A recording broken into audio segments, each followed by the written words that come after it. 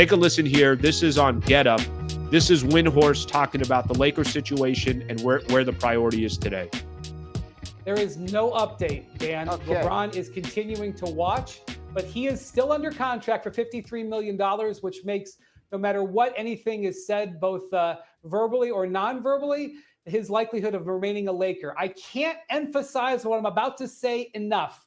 Regardless of who they sign at center, regardless of what LeBron does with his option, regardless of any backup signings they make, the number one most important thing for the Lakers this offseason is getting Luka Doncic into a contract extension, which they can do after August 2nd.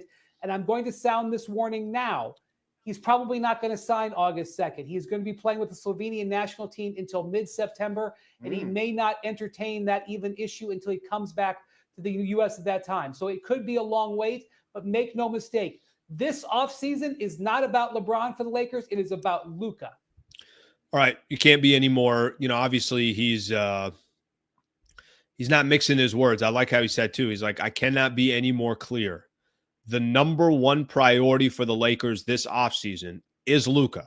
That's it. And maybe, that helps with making a little bit more sense of why maybe LeBron and Rich Paul had to come out with that statement. And listen, LeBron is going to be in his 23rd year in the NBA. It's the first time ever in his career where everyone is not saying, what can I do for you? Please tell me whatever it is that you need. It's the first time an NBA team is basically saying like, thank you, but I think it's coming to an end with us. So obviously he's not 100% not 100% sure how to treat that, how to kind of navigate that. There's a really good article. So that was Windhorst. There's a really good article this morning I mentioned when I was giving a little bit of a rundown.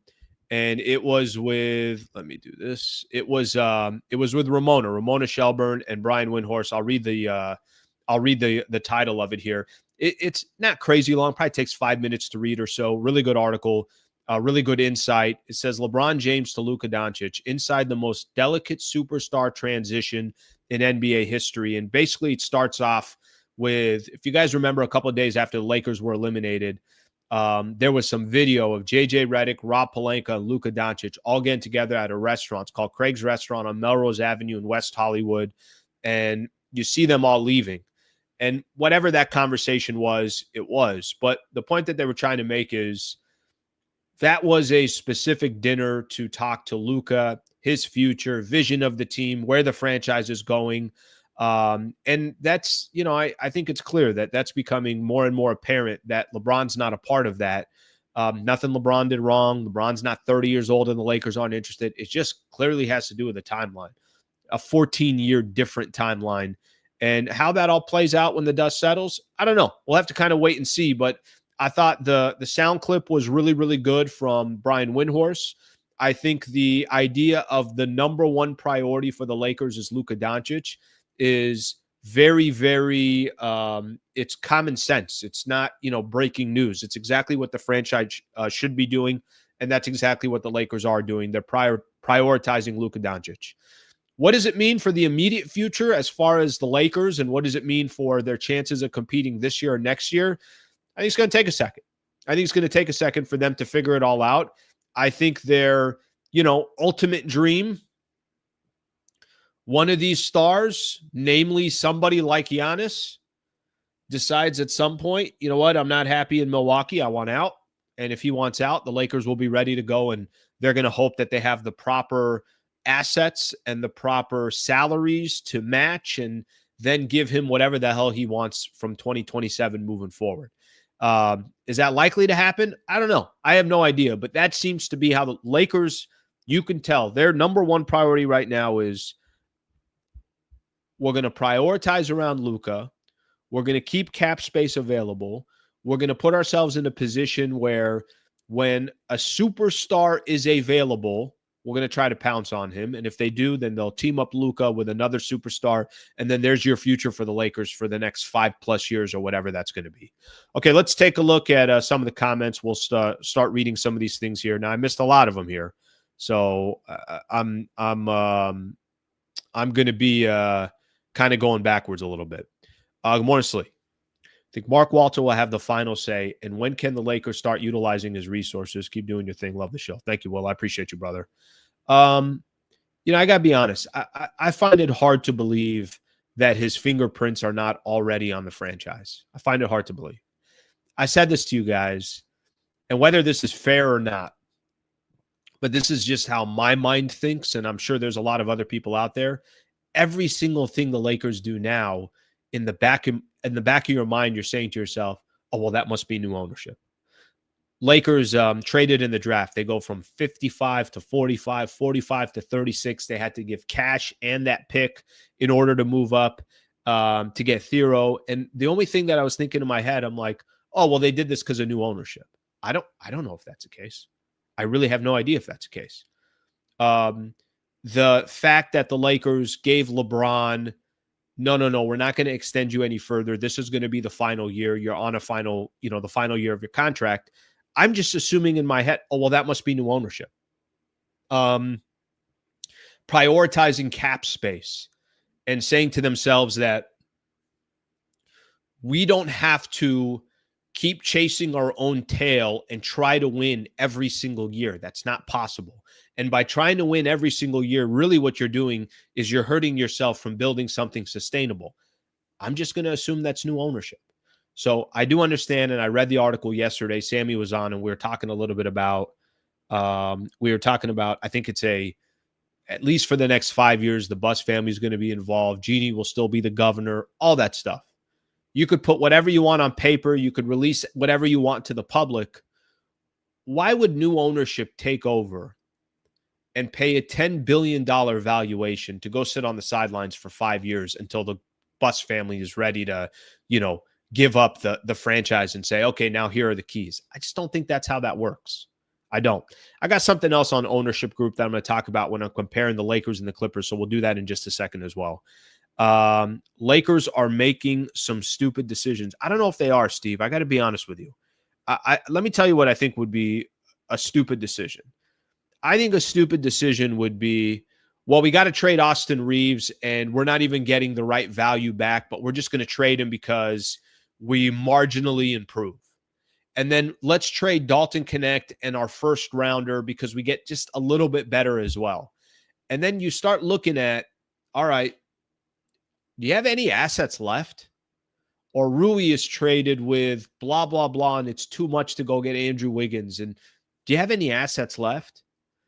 Sometimes by not doing anything, that could be the right move. Sometimes by planning a little bit more for the future and sacrificing today could be the right move. By the way, I could be wrong.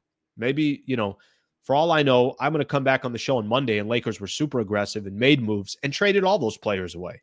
But it feels like they are taking a deep breath and saying to themselves, all right, let's game plan a little bit here. Let's not feel like we have to be, I'll use the LeBron portion as an example. Just because LeBron tells us to do something, it doesn't mean we have to do something. And LeBron's also not 35. And if LeBron was 35, then the Lakers would do whatever the hell he asked for. He would have the leverage. Obviously, that leverage is going away. Let's get another one here. Okay, we just got Steve. I think Steve's not upset that LeBron's being kind of shut out of this. Bron needs to get into his mind, you are not the man anymore. Yeah, that's a tough one. I mean, when you've been the man your entire life and then all of a sudden one day you wake up, it's like you're not the man anymore. And he still is the man, right? From the perspective of he's still a global name, one of the most popular names in the world, period. Worth probably $1 billion at this point. The moment he's done playing basketball, he's going to try to own an NBA franchise. He's still the man, but what he's not is a top 3 or top 5 player in the NBA, and that's what Luka is. Okay, let's get some more in here. So Luka has to be in LA to sign a contract. If he doesn't sign, he gets traded, and it makes it harder for Lakers to make their other deals than he wants, unless he wants to leave LA. I don't think he's going anywhere. Let me tell you guys why I don't think he's going anywhere. Number one, let me find that. Let me find this. To me, tells you everything. and I'm going to just try to find it. I want to try to find that statement from Luka. See if I could find it. If I can't find it, I'll just wait on it. I want to see if I could find that statement when Lakers took over, or when Mark Walter took over the team. This right here should tell you everything. And there has been, guys, I'm telling you, there's a lot of really, really good reporters out there. If there was any indication that Luka wasn't happy, that Luka didn't want to be a Los Angeles Laker, that, you know, the gamble that the Lakers took and obviously trying to sign, if there was any indication, I'm telling you, it would be reported on. Here's Luka when Mark Walter takes over the team. Here's what he said. The Lakers are an amazing organization. I'm looking forward to meeting Mark and excited about the future. I'm also grateful to Jeanie and the Buss family for welcoming me to LA, and I'm happy that Jeanie will continue to be involved. I look forward to working with both of them to win championships. Tell me what part of that statement from Luka Doncic that he put on all his platforms would give you any indication that Luka Doncic is not going to be a Laker. Listen, Luka's going to get paid. What did Andrew Bynum say one time? Didn't he say there's banks in every city? Luka's going to get paid either way. That's not the issue. There's no issue of, well, Luka can make more money if he does this and he goes there and he waits this and waits that. He's going to get paid. You don't make statements like that unless in your mind you've already decided Dallas is over, that chapter is done. I thought I was going to win a championship there and be there my entire career. It did not happen. And now we obviously sit here today, and I just think that, you know, obviously Luka is going to be a part of the new ownership. Thank you very much for watching the clip. Just want to give a shout out here to one of our partners, the Wallace Firm. They are official injury attorney of the Sliwa Show and Hoops Talk, the entire channel. If you are ever in a need, and I hope you're not, but some type of serious injury with yourself or a family member of yours, I would like to personally help you by introducing you to the best in the business, Brad Wallace and the Wallace Firm. Also got a URL out here that you can use as well. Just go to wallacewins.com/Sliwa. Thank you for their partnership, and thank you for being a part of the Sliwa Show.